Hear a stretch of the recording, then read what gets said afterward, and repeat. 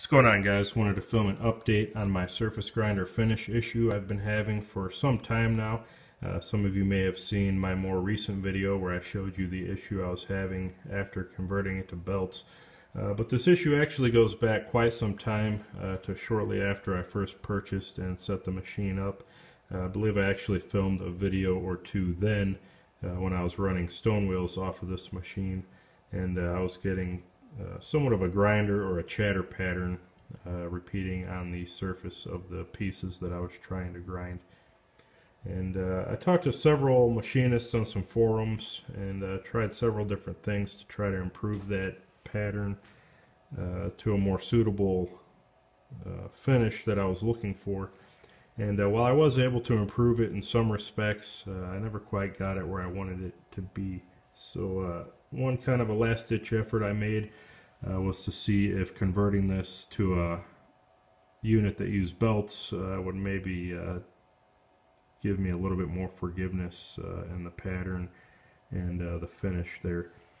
And some of you may have seen my most recent video after converting it to belts, where I gave you the overview of what I did and how it worked. I showed you at the end of that video a pattern or a chatter that I was still getting laterally across the pieces. And it was at that point that I went to the Shop Talk subforum at bladeforums.com, as well as Steel Dust Junkies at the Usual Suspect Network, and started asking some of the more experienced makers who have done these conversions and have been using these machines.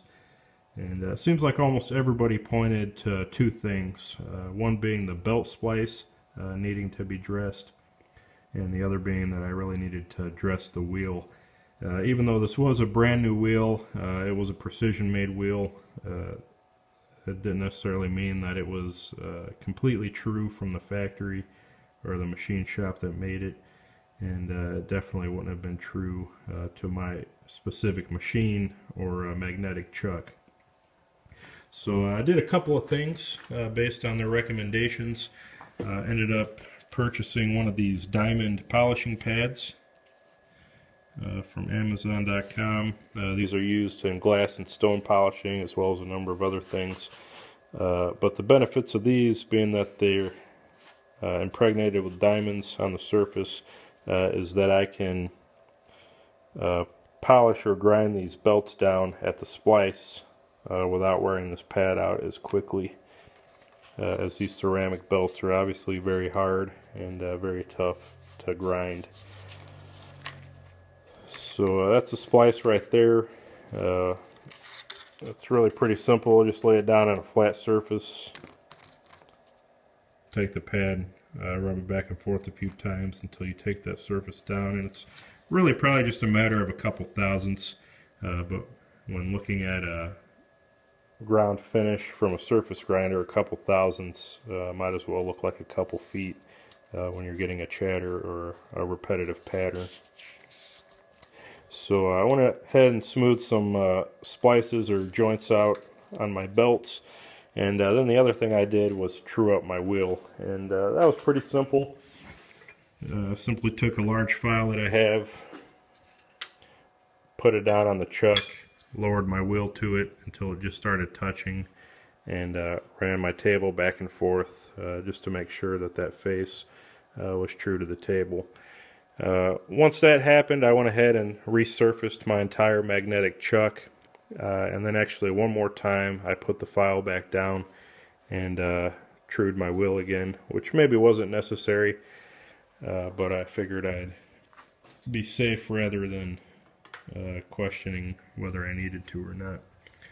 And I'm happy to report that I think it was a success. I'll let the picture speak for itself if I can get it to focus here. As you could see, it is a night and day difference from the finish in my previous video or the pictures that I showed on my forum accounts at Blade Forums and the USN.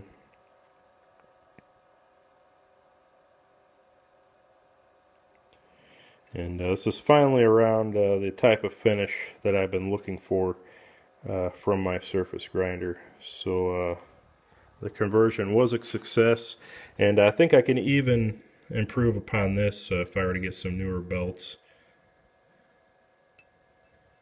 and take my time with it a little bit more. This is actually a very old and used, I think that's a Trizac or a Gator belt. It's an engineered abrasive. That was also recommended. These types of belts seem to do a little bit better at the splices and give a little bit more consistent finish from what I've read. So I think if I got a few more of those, maybe even in some finer grits, I could get even a better finish there. You can see my shop lights reflecting.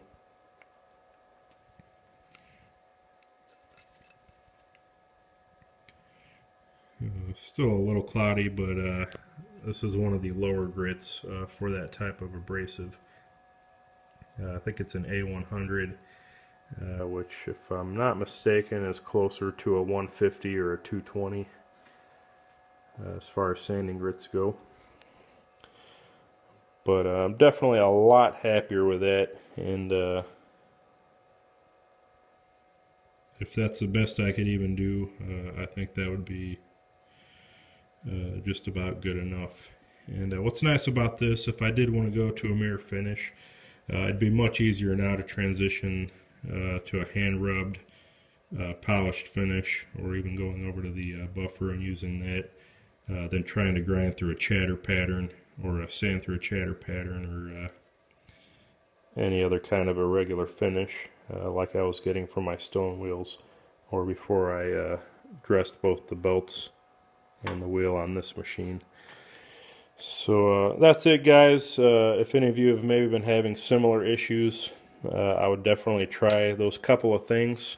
Again, one is smoothing your splices or your butt joints down on your belts so that they're the same thickness as the rest of the belt.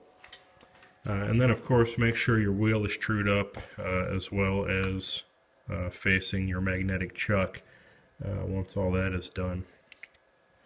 And you should get a much more consistent and reliable finish from your surface grinder.